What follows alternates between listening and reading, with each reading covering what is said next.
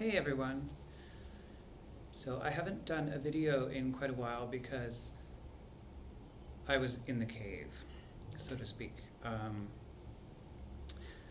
That's what we used to say in India when we were talking about people who were in seclusion or on retreat or feeling antisocial. They're in the cave. Anyway, I looked like I was in the cave because my hair got really long. It actually got so long that I was considering doing like a Karolina Zabrowska rag curl video where I did some kind of wild hairstyle. But today I just got it cut, and then I thought, I feel camera ready anyway. I didn't really have a topic in mind, but I think that maybe I will talk about the lockdown versus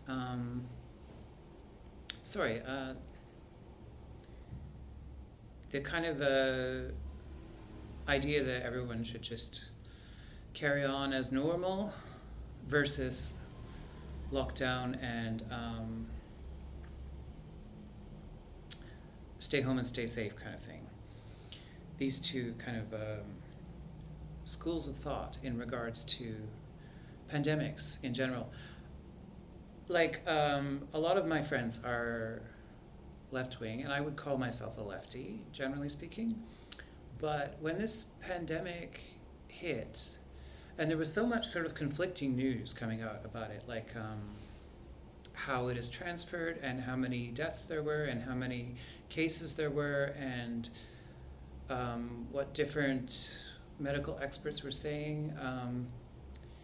To me, it seemed like the lockdown response was not the most sensible.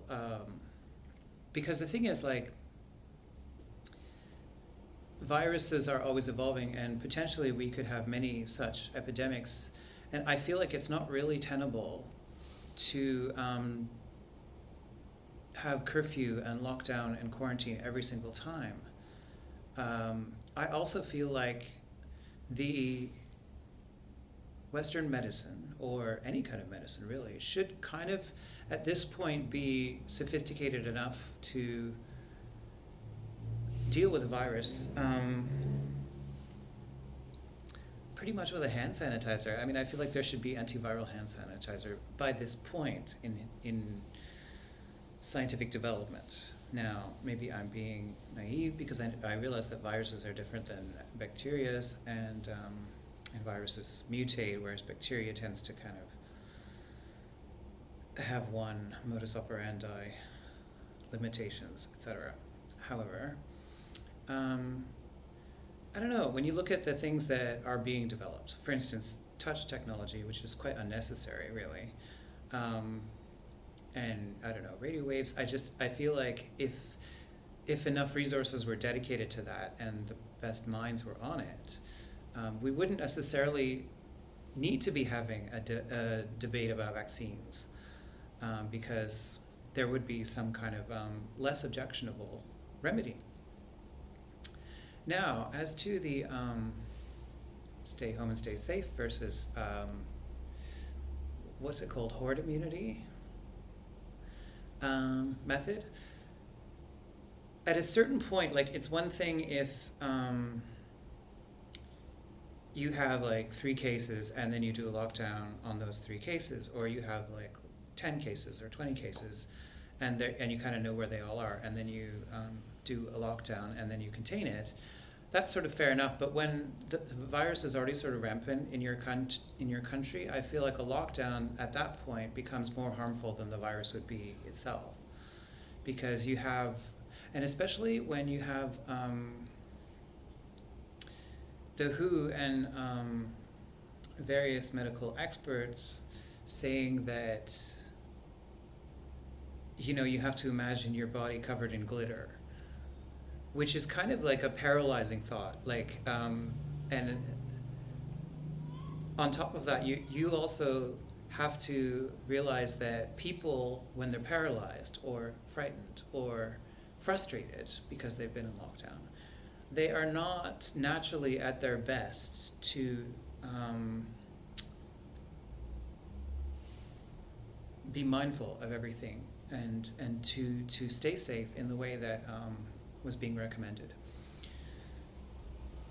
So now, I mean, I definitely have the sense that there are kind of black and white two camps out there. It's like if you if you believe in the lockdown, then you believe in humanity. And if you believe in horde immunity, you're kind of an asshole who just cares about corporations.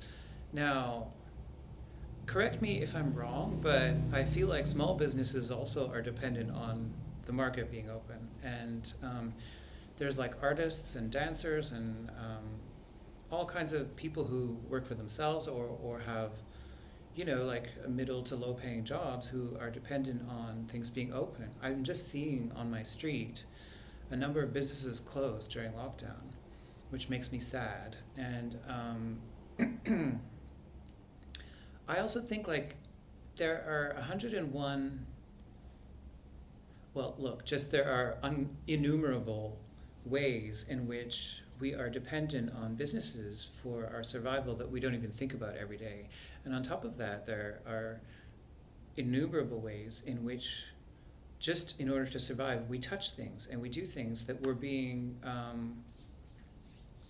described or characterized by the WHO and various medical experts as extremely dangerous, to the point where, like, we kind of had to wonder, you know, short of being in a straitjacket and fed with a tube, is there any way that we can be safe? And so I feel like the rioting, which was also justifiable by what happened to George Floyd, but I feel like if you want to live in a free society, you kind of have to allow for the fact that people need to be able to roam and rally and and meet just for their kind of autonomy. And the other thing is that look, I mean, you know, there's a reason that solitary confinement is designed as a punishment in prison, and I'm a person that loves my own time. Like, I love to spend time on my own, and I can spend weeks doing that. But when it's mandated, the thing is, and then all you're watching is either social media or the news, or various conspiracy theories. If you have friends that are into that, then it really affects your brain, because then that's your only input. And the thing is that if you're watching the 24-hour news cycle and then you go out and talk to your friends, you have a way of kind of deprogramming a little bit, because you talk to sensible people and people with different perspectives. And because you're not on social media, you're not quite so bold. So that politeness actually makes you take a little bit more of a pause with your friends, assuming that, you know, you have like civility with your friends. It makes you take a pause, and then you consider actually the validity of things. Whereas if you're just kind of in your room and then you're, you know, unleashing opinions on social media, it actually keeps you in a pretty what I could only call sort of brainwashed state, where you're either reacting or you're absorbing, and there's no real assessment of the data. And I'm sorry, social media is not social interaction. Like, these are different.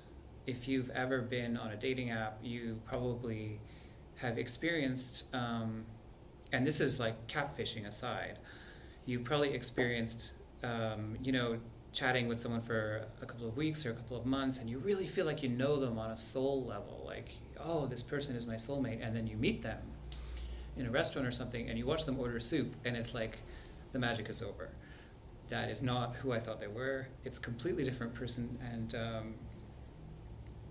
it's really when you're in the presence of someone that you come to know them. And I don't know what that is. I don't know if it's pheromones. I don't know if it's you know, just the kind of language of body language that we're using sort of a more right brain than we realize. But the thing is also, when you're on social media, your imagination is filling in all the gaps of whatever data is not coming in. So, and in a lot of cases, you fill it in with your ideal. So then it's very easy to fall for someone that you don't really know without knowing it. Like you think you're being very objective and you're actually not. Anyway, that's quite a tangent. So what the WHO was recommending now, I think is tenable for like 2 weeks at the most, which is like social distancing with masks and hand sanitizing and obviously no sex and no hugging, no talking face to face. I think you can do that for 2 weeks. I think when it goes up to 3 weeks, people start to lose their shit. And I think that that's understandable. I don't think it's kind of fair to shame people for losing it a bit after that amount of time. And first of all, they're going to get sloppy without meaning to. And second of all, they're going to start to get tetchy. And so, and also my concern is that like,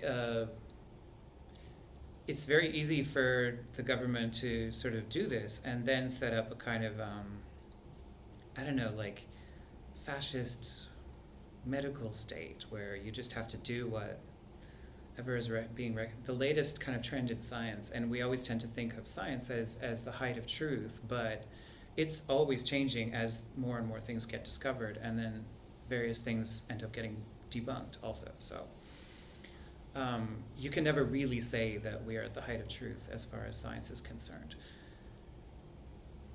And I kind of want to keep it that way so that we can keep discovering and keep evolving and keep becoming more and more intelligent.